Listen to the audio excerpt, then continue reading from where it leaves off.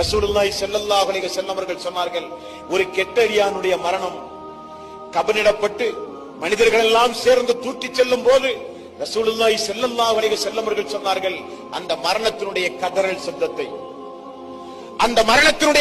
சப்தத்தை நபிகள் நாயகம் ஸல்லல்லாஹு அலைஹி வஸல்லம் அவர்கள் சொன்னார்கள், என்னை எங்கே கொண்டு போய் அடக்குகிறீர்கள், தாமதப்படுத்துங்கள், என்னை கொண்டு போய் அடக்காதீர்கள் என்று தீய மரணம் கதறுகிற சப்தம் மனித ஜின் இனத்தை தவிர எல்லா உயிர் ஜீவராசிகளும் கேட்கும் என்று ரசூலுல்லாஹி ஸல்லல்லாஹு அலைஹி வஸல்லம் அவர்கள் சொன்னார்களே. இந்த மரணத்திற்காக வேண்டியா உலகத்தில் வாழ்கிறோம் சகோதரர்களே? அல்லாஹுவை மறந்தால், வணக்க வழிபாட்டை ரப்புல் ஆலமீனுக்கு நீங்கள் செலுத்தாமல் வாழ்ந்தால் இப்படிப்பட்ட மரணத்தை நீங்கள் சந்திக்க நேரிடும். அல்லாஹு தஆலா முஸ்லிமிலே வருகிற செய்தி, அல்லாஹு தஆலா மறுமை நாளில் ஒரு அடியானை அழைப்பானாம். அடைத்து விட்டு அவனிடத்திலே சொல்லுவானாம், உனக்கு நான் மனைவியை தந்தேனா என்று கேட்பான். ஆமாம் யா அல்லாஹ். உனக்கு நான் பிள்ளை செல்வத்தை தந்தேனா? ஆமாம் யா அல்லாஹ்.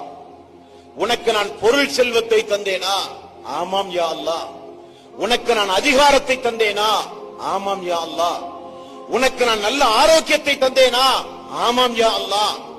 இப்படியெல்லாம் உனக்கு நான் நியாமத்துகளை தந்தேனே, இந்த நாளில் என்னை நீ சந்திப்பாய் என்று நீ நம்பி உலகத்தில் வாழ்ந்தாயா என்று அல்லாஹ் திரும்ப ஒரு கேள்வி கேட்கிறான்.